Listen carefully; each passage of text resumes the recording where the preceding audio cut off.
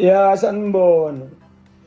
Ngifuna ukulungisa lapha kuleli gama elithi impohlo.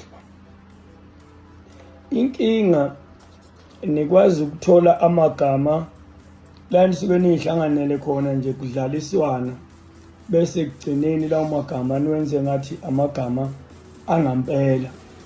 Njengaleli gama nje lokuthi emahostela zazi babe ngangeni abantu besifazane emahostela.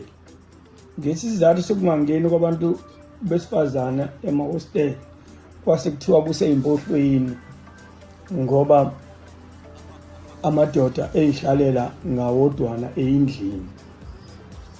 Kodwa akwangelona igama lelo langampela. Igama elithi impohlo akakwazi ukuthi umuntu osaphilayo ohlele eGoli ononkosikazi ekhaya, ohlele eThekwini ononkosikazi, noma ngabe yiliphi idolobha kodwa unonkosikazi ekhaya noma unentombi, ngokuthi uhlala yedwa ngaleso sikhathi lapho bese umbiza ngempohlo. Lelo gama lompohlo alisebenzi lapho. Igama lompohlo alisebenza lapho ngoba sohleze sinifundisa nje ngoba vese sicacile ukuthi anazi. Impohlo umuntu omdala mhlawumbe wayeseganiwe waseshonelwa unkosikazi esevese sekungabantu abangasayi elaweni, osekulala nje nomunye alala ebhekele nomunye alala abhekele, bese shonelwa unkosikazi ngaleso sikhathi. Ngoba seshonelwa unkosikazi vese kuyacaca ukuthi lo muntu akasekho umuntu osazomshela, uzomshela enzeni.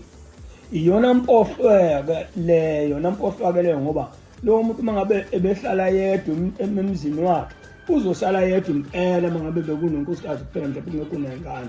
Mangabe kukhona izingane sekuwumuntu ofuneka aqashele isebenzi noma makukhona umalokazana kube yena olubhekayo ikhehle ukuthi litholele ukudla nezinto nje ukuthi liwasheleke.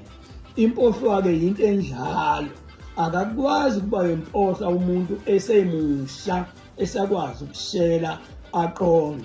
Igama elingasetshenziswa kumuntu okubonakalayo ukuthi ngabe umuntu okufanele ngabe usenawo umuntu wesifazane, kungasetshenziswa igama lokuthi uyisishimane, kodwa hhayi ukuthi uyimpohlo, ngoba impohlwa umuntu ovese seyoze afe ngasamtholanga umuntu wesifazane ngoba uzomthola enzeni. Uma engathola esinye isalukazi esizomgada okungezi kwenzeka lutho. Impohlwa-ke yinto enjalo.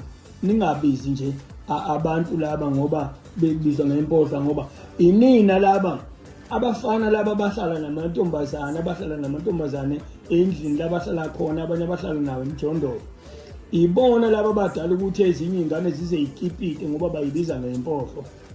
Ayikho impohlwa eneminyaka ewu-30, eneminyaka ewu-40, eneminyaka ewu-50 esakwazi ukuthi ngelinye ilanga lowo muntu oneminyaka ewu-50 usangakwazi ukuthi athole unkosikazi agane.